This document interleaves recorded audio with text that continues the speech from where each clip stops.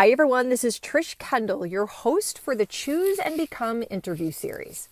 People around the world ask me to share more of my journey to enduring success. More stories, more of my lessons, more of my experiences. There's only so much I can share during an inspirational speech or while facilitating a workshop or even through blogs. So here you go. In these Trish Kendall Speaks episodes, I give you short, impromptu, candid, raw me. Come along with me as I continue my journey to enduring success.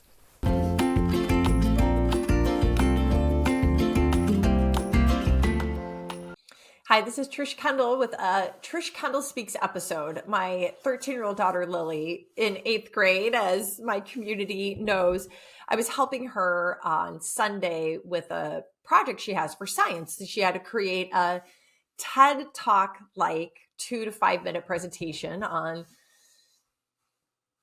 reptiles, insects, animals, something having to do with science. And so I was super excited when she was telling me that she was working on this because drum roll, this is my profession. This is what I do. I just delivered a TED Talk too, a TEDx talk. And my husband, Joe, always helps Lily with her math or helps her with really thinking about social studies when it's getting, and so for me, I was like, oh, I can help. So she placated me a little bit. I was like, okay, Mom. So she and I were she was working on this presentation and she was super excited. She worked on the computer. She put together the template and her topic was a new species of snakes discovered in the Amazon. And she was going to do a different topic, but then she was reading articles and she saw this article and it really piqued her interest because she really likes snakes and that piqued her interest. So she was preparing it and I was just helping her. I was actually working out and she was sitting here. And so she would ask me a couple of questions. Sometimes I think she was asking me because she really wanted help. And other times I think she was asking me because she wanted me to feel helpful. But then she got up and she presented it to me. And I had given her two little nuggets of advice that not only do I incorporate in my profession as a speaker, but I also train and help other people, teams, become better at their presentations and their meetings and stuff like that. So two little nuggets that I had. One is that people can read 4 times faster than we can hear, than we can listen, or 4 times faster than you can talk.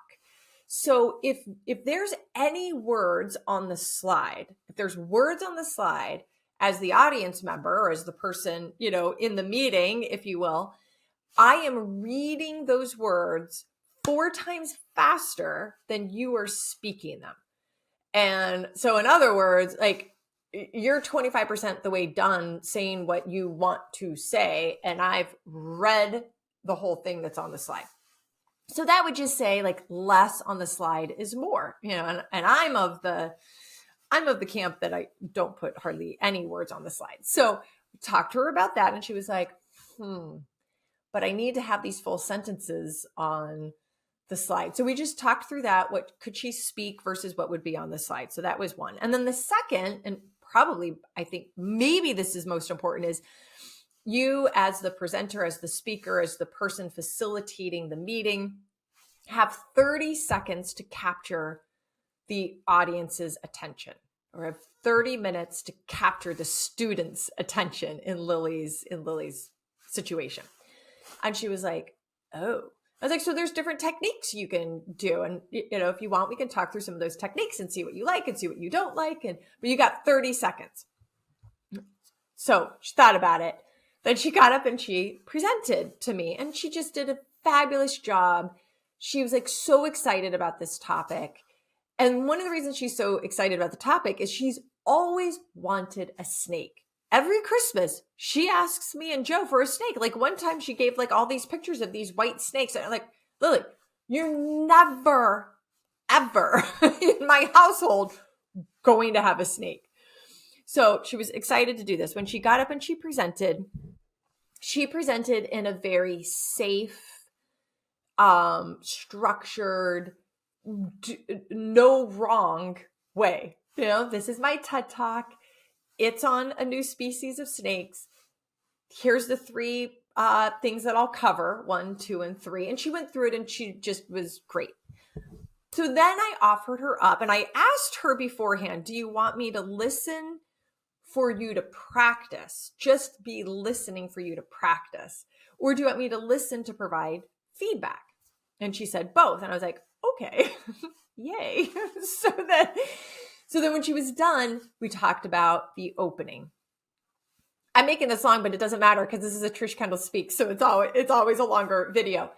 And just to say this, the story and the journey that I'm taking you on, giving you this story about Lily, is actually going to transfer over to me as a mom and managing my expectation and knowledge of what I know Lily can do. And if she chose to do certain things, she would actually not only elevate herself, but she would elevate those around her. And my desire and knowledge for her to take more, let's say, in her mind, riskier choices, riskier options, balance that with, she's Lily and she's my daughter and she's going to make the choices she's going to make. And I can just guide her and help her make an informed and confident decision. But at the end of the day, she's going to make those decisions. And the stakes are not high. We're talking about a TED Talk in her science class. So we talked about this 30-second capture their attention opening. And I thought I had like an amazing idea. I was like, what if? So a way to do the 30, one of the techniques to capture someone's attention in 30 seconds is to ask the audience a question. Now, sometimes that question could be a raise your hand answer. Sometimes the question is like shout out. And so that would have to be like super just one word responses. Sometimes you could do a poll, like A or B. And I was like, what about if you asked the class, hey, will you shout out, anyone shout out what pet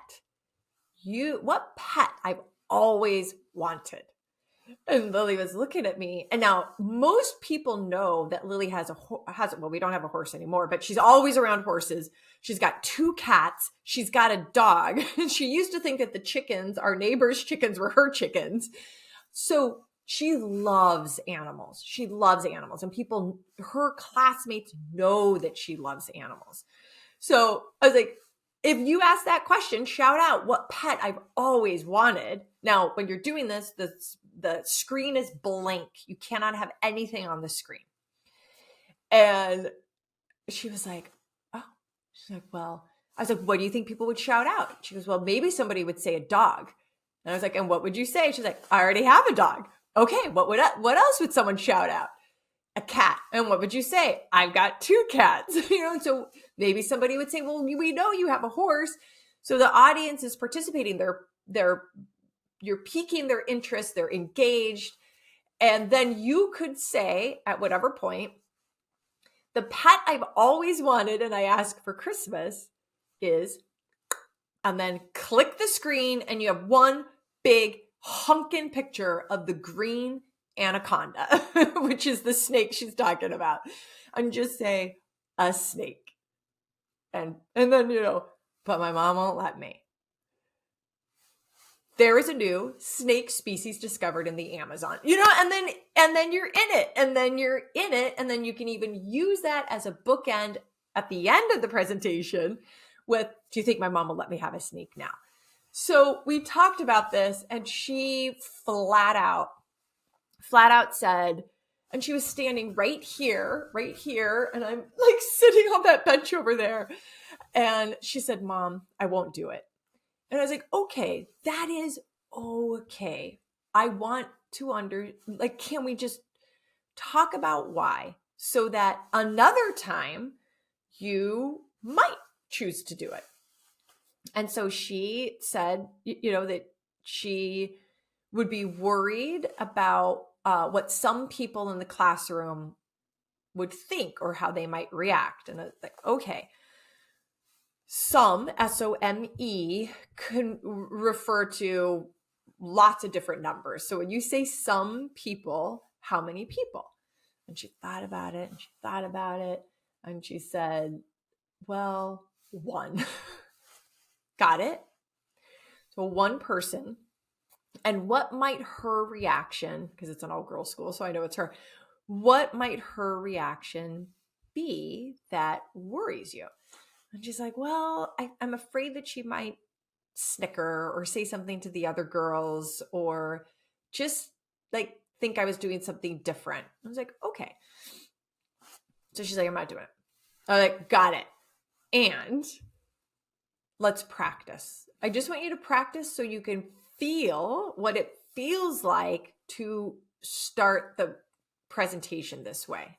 So next time you might decide if you want to do something like this. So we practiced it and it was so awesome. It was so awesome and so cute and so personable and so real.